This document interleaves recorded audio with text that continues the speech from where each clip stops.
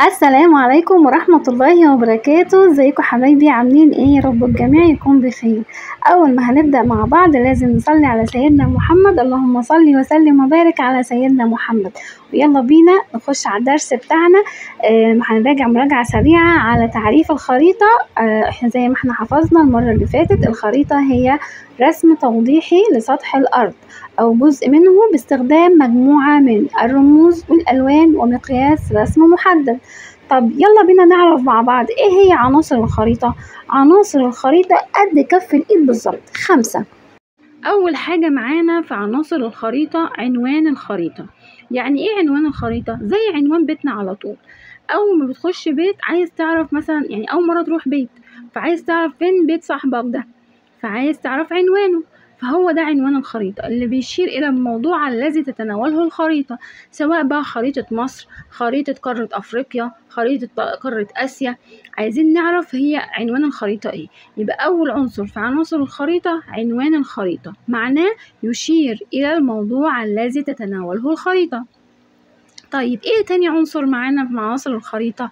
وردة البوصلة. يعني ايه وردة البوصلة؟ ولا بتعمل ايه وردة البوصلة دي؟ وردة البوصلة بتعرفنا الاتجاهات الأصلية. حد يعرف ايه هي الاتجاهات الأصلية؟ ايوه بالظبط كده، شمال جنوب شرق غرب، دي كلها الاتجاهات الأصلية بتاعتنا. وكمان بتوضح الاتجاهات الفرعية. حد يعرف ايه هي الاتجاهات الفرعية؟ تمام، زي ما انا سامعة كده بالظبط، شمال شرق شمال غرب، جنوب شرق جنوب غرب، هي دي الاتجاهات الفرعية. يبقى هنقول مع بعض ايه هي وردة البوصلة. وردة البوصلة بتوضح لنا الاتجاهات الأصلية والاتجاهات الفرعية، وهي بتساعدنا على تحديد الموقع على الخريطة. تمام، تالت عنصر معانا وهو مقياس الرسم. ايه هو بقى مقياس الرسم ده؟ جاي من اسمه كده، هو النسبة بين المسافة على الخريطة وما يقابلها على الطبيعة. يعني ايه الكلام ده؟ يعني لو في الطبيعة مثلا، لو في الطبيعة المسافة بين القاهرة واسكندرية 200 كيلو، بنرسمها على الخريطة 2 سنتي. ده بالظبط مقياس الرسم. يبقى مقياس الرسم هو النسبة بين المسافة على الخريطة وما يقابلها على الطبيعة. تمام، يلا بينا نخش على رابع عنصر من عناصر الخريطة. معانا مفتاح الخريطة. ايه بقى هو مفتاح الخريطة؟ بيوضح لنا معنى الألوان والرموز الموجودة على الخريطة. يعني اللون الأزرق بيوضح لون البحر، اللون الأصفر بيوضح لون الصحراء، وهكذا. والرموز بقى بالنسبة للعلامة المدورة الحمراء دي بتدل على مدينة، وهكذا. يبقى ده رابع عنصر معانا، مفتاح الخريطة بيوضح أو بيدل على معنى الألوان والرموز الموجودة على الخريطة. تمام، خامس عنصر والأخير في عناصر الخريطة شبكة خطوط الطول ودوائر العرض. تستخدم في تحديد موقع المكان بالنسبة لخطوط الطول ودوائر العرض.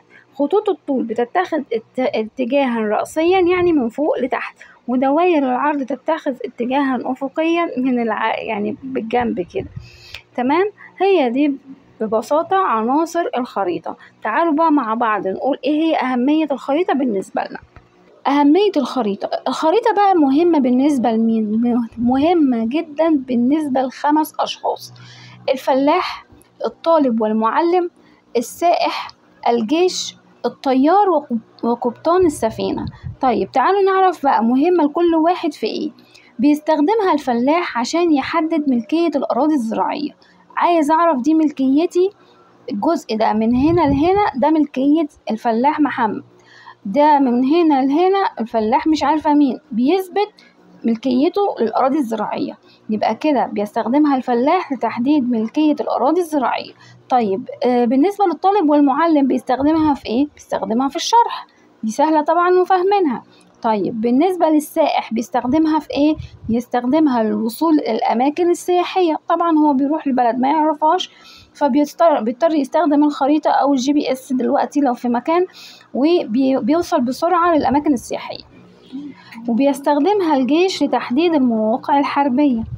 ده رابع حاجة. رقم 5 بيستخدمها الطيار أو قبطان السفينة عشان يحدد المواقع والأماكن اللي هيروحها.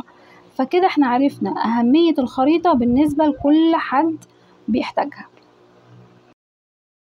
دلوقتي هنبدأ مع بعض تاني أداة من أدوات تحديد الموقع. قلنا الصورة، يبقى أول حاجة عرفناها كانت الخريطة، وتاني حاجة الصورة. الصورة بتستخدم في تحديد مواقع الأماكن، تمام؟ وهي عبارة عن نوعين لازم يا جماعة يتحفظوا لأنهم بيجوا بمعظم الأسئلة اللي بتيجي في الامتحانات. أول حاجة معانا أو أول نوع معانا من الصور هي الصورة الجوية.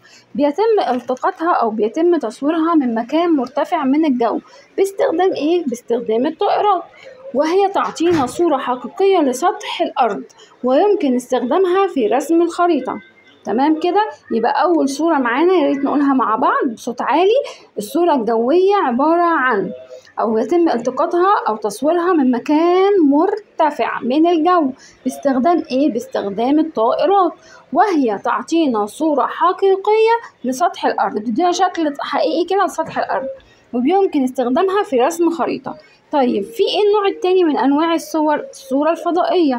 فضائية جاية من الفضاء، بيتم تصويرها أو التقاطها بالأقمار الصناعية، وهي بتتميز بأنها تعطي أو تغطي مساحة أكبر من الصورة الجوية، يعني هي بتبقى أكبر في المساحة في التصوير من الصورة الجوية، يبقى هي بتبقى أفضل كمان. تمام؟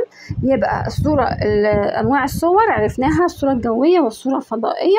الصورة الجوية بيتم تصويرها من مكان مرتفع من الجو عن طريق الطيارات، لكن الفضائية بيتم التقاطها بالأقمار الصناعية.